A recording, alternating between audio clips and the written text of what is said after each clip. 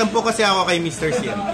Kasi nagbilag ako sa kanya, hindi naman siya nagbilag sa akin. Yung pala, nagpakita naman. Kaya friends na kami, ba't dito tayo? Ay, nag-English tayo. Hindi, mas maganda kasi. Gusto niya live eh. Ayaw niya ng fake live. Gusto niya live talaga. Okay, by the way, yung sa fan more, we're supposed to vlog about it. Pero, kasi yun ang nagiging issue ngayon eh. Hindi... Why can't we just support kung sino yung supportahan natin? Or let's just be happy sa isa't isa, di ba? Kung sino yung sinuporta ng isa, supportahan nila Kung isa. yung sinupport niyo si Mr. CMT, ibig sabihin ba hindi niyo ako pwede support? Ganun ba yun? Hindi yun. Hindi naman, di ba? We're all kissable here. Pero kaming pogi, mahirapan kayo pumili, ganun ba yun? Mas pogi naman siya, obviously, di ba? So, syempre, si Mr. CMT. Pero, support yun na ako pag may time, di ba? Basta yun na nga. May papasok pa ako. Si Hazel Faith pala, kaibigan natin. I-vote nyo naman. I-vote nyo naman siya. Ano yun yung kinopost niya na Di ko lang masabi. Hindi ko lang masabi. Actually, nakatuwa mga Kisa Boss are trying to bring her song back. Para dalawang songs na sa MOR. Pero more than that, kailangan niya po ng tulong natin sa voting dun sa link. Kasi 8,000 yung votes ng iba, sa kanya 2,000 pa lang. Pero malakas ang faith ni Hazel Faith. And ang gusto ko sa kanya, lagi siya namamansin. Kasi ako allergic ako sa sin zone kasi yung utak ko nasa nasa 80s pa eh. Sa lahat ng mga kissables out there, si Hazel Faith po, si Faith, Hazel Faith. si Hazel Faith, she was the one who composed Di Ko Lang Masabi. So let's support Hazel Faith now na meron siyang sarili niyang ginagawa. No, siguro mas maganda kung we will just support her all the way. The way we support Kisses, Kiston, Don Kiss, Kiss Ward, Kiss Neil, lahat na lang ng supporter ni Kisses at saka LPs na nalilink sa kanya. So let's just do that. Let's support each other. Tapos support natin si Hazel Faith. Kasi si Hazel Faith was the one who composed nga yung Di Ko Lang Masabi. So, let's do it for Hazel na rin and for Kisses. At saka nung na-meet ko siya, actually ganito yung story. Nakapasok ako sa magandang seat dahil kay Daddy G. Nakilala niya ako. Tapos nakaupo ko doon with nandun si Baninay, nandun si Hazel Faith. Tapos na-video ko pa siya, tuwang-tuwa siya na kinakanta ni Kisses yung song niya. Pero after that, in-interview ko siya. Sabi ko, ano yung hindi mo masabi? Sabi, nag-game siya, sabi niya, na ikaw ang gusto ko, na gano'n siya sa akin. So sobra siyang funny and never, friend ko na rin siya, we chat and then whenever I help her or promote her, laging nag-thank you sa Twitter. Kaya talagang someone na super sikat, pero she reaches out to her fans. Sabi niya, pag may selfie daw sila, like for example sa concert niya, I'll add you sa FB niya, or i-add daw niya i-follow niya sa Twitter. Ganun siya ka reaching out to her fans. Pero it's about time. It's about time for the Kissables to ito na siguro ni our way of thanking her for composing that song. I'm not saying that it's a debt of gratitude, pero let's give naman what is due for Hazel Faith. So let's support her. Yeah, so ang ibig niya sabihin kasi, she's very grateful and we're grateful na we're already putting that Di Ko Lang Masabi MOR. Pero ang hinihing ko lang sa inyo, if possible, let's help her pati doon sa voting yung Korean novela category for her song, ano ba yun? Total Eclipse of the Heart. Daddy Kissables will put the link below para mas maganda. Para hindi na tayo maligaw. Or para alam natin kung saan tayo pupunta. So, alam mo ba, pumasok pa siya sa group chat ng ibang Kissables. Nandun ka hindi mo lang napansin. Sa Pink Armies. Yeah. I remember. Hi, Pink Armies is wearing pink! Colorblind na naman, di naman. Ano bang red? Keystone, di ba? Keystone red yan. Don't Kiss Blue. Purple to, Kiss Neil. Kiss Neil? Ano pa kulang natin? Yellow. Yellow spaghetti. Yellow. Ayan, parmesan. Yellow heart. Parmesan. Pero sa lahat ng mga Kissables sa Singapore, sobrang thank you talaga. I know although I keep on saying na I'm not a celebrity, I am just a blogger or vlogger. Pero ang saya kasi sobra yung napaka-warm nung approach, napaka-warm nung acceptance, lalong-lalo na sa lahat ng mga sa mga vloggers who love Kisses and her supporters. Kahit na anong ship pa yan, sobrang thankful lang ako sa mga Kissables na nasa sa Singapore. Daddy ko to eh. Hi, Daddy! Daddy Pogi! Daddy gwapo pala. Ayaw niya Pogi. Gwapo daw mas okay. So yun na yun, sobrang thankful lang. And hi to Admin Basti. I really wanted to meet you rin sana. Pero hindi ako Basti. nagkaroon ng time na pumunta dyan eh. Mami JP. Or ng Mami JP, thank you for all the chocolates that you gave me. Wow! Oh, ang dami. Tapos si Admin Nikki, she gave me a Singapore t-shirt which is just so nice. Si Melody for giving me yung pang sasakit ng tiyan kasi masakit yung tiyan ko eh. So, ayun. Wala, pero tayo may mga ganyan na naramdaman. Sobrang bait nila, grabe.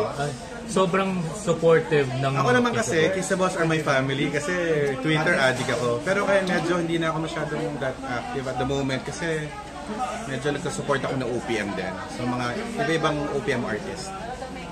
Yun lang. And I hope you guys will also watch my videos na hindi Kisses related. Oh, they will. You have a good you have a strong followers naman eh. We'll see. Praying about it. So anyway, ayun. Yun lang. Yun So lang. anyway, ito pala, bati-bati na lang tayo yung mga kung sino man may mga hinanakit. Kasi past na yun eh. Past is past. Kaya kunyari, sinuntok ako ni Mr. CMT sa video. Past na yun, di ba? Oh, suntukin mo na ako. Joke. Wag na. Naka-record. Naka-record. Bye-bye. We love you. Bye-bye. And by the way, I want to introduce pala other Kissable vloggers. Hello. Yan, sila This yung- is our manager pala. Hi, manager. Hi. Ito si Win Maro. Win Castro. Astro pala. Di ba pala pa? Yung Bull Maro. Okay. Bull Maro. Okay, kayo. Hawakan mo. Hey guys! Mikey Poggy. Ayan, tag mo. Alice of Bullscape.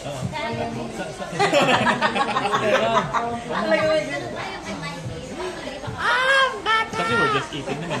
They wouldn't know naman kung nasaan tayo. Sarap pala dito talaga sa SG. Grabe. Meeting. Ayan. So yun, so hindi na ako galit kay Mr. CMT. Kasi Ako, Pakita naman eh. I never was. I'm not galit. Never. Ako nagalit sa'yo. kahit marami akong mga ewan-ewan. Oo, kahit na... Meron ka mga... kahit na... May friends ka na gano'n na may ewan-ewan. No, I know your character kasi eh. It's your character, so... I have a character. Minsan, right now, I'm Green Lantern. Minsan, I'm the unicorn. Kaya nga, Tinky Winky Angel ako sa Kiss Neil, di ba? So, Pag yun. Kiss Warden yun, mahilig ako, alam mo na. So anyway guys, we're going to have our meeting na and we'll see you later sa mga videos namin. Don't forget to subscribe sa mga sa bago nating mga Kissable vloggers. And Wait lang, hopefully, we're supposed to say something about Kiss every ship muna. So yung Kiss Neil pala, di ba? We talked about it the last time. Ako, gumawa ako ng Wattpad. Laging bida si Neil. Kasi wala ako talaga makitang anything. Parang super supportive talaga si Neil. Parang the top kissable siya. you know what? I hope that the Kistons will not get mad at me and the Don Kiss or just basically the Kistons. Kasi guys that I am I support Neil Murillo a lot because napaka-supportive niya. Parang he's one of us. Ganun. Yeah, napaka-supportive Parang niya. he's just, kasi Kahit wala na naman siyang celebrity any, siya. wala naman siyang any ganap na It's just parang friend lang talaga na close. Ano yun? Super close friend. Can we smoke? Supportive. Yun, kaya yun. So parang nothing showbiz, no? Oo, hindi siya showbiz. Yun naman ang mga Kiss words, I talk to them a lot. They believe din. Ito believe lang nila, hindi ako. Sanay naman ako sa bus eh. They believe, close naman pa rin and good friends pa rin sila. So yun lang, yung about love, wala ko alam doon. Actually. Sa Kiss Word, sasakay din ako. No, it's not the term na sasakay, pero eventually, time will come na magkakaroon ng ng Ganap, reality. isang Kasi hindi, ganap it lang. goes around. You know, it's show business is too small. Na lahat ng tao magmi-meet at magmi-meet yan eh. Saka open sila sa multiple of teams. Hindi naman, meron namang di ba? Si Darna kasama ito. Magkakatrabaho at magkakatrabaho sila. Yung Ano dalawa. ba yun? Si Marco kasama ni Dion. Yeah. Nakahayop na yun. Magkakatrabaho si Kasi work lang naman talaga yan. Oo. Walang personalan talaga. And guys, alam naman natin na cases is still young and hindi pa siya pwedeng ligawan. Kaya alam naman natin na whatever yung pinag-aawayan natin na love teams, alam nating love teams lang yun. Like for example, Sharon and Gabby, meron pa ring fans, di ba? Oo, hanggang ngayon. Lea Aga, hindi naman sila gustong mag-asawa yung dalawa. Gusto lang nila magkaroon ng some movie. Oo, tapos sa Don Kiss naman, yeah, they're perfect combination right now because Kisses, yan doon sila sa stage o sa phase na na teenagers, teeny boppers, na student type. So talagang alam mo yun,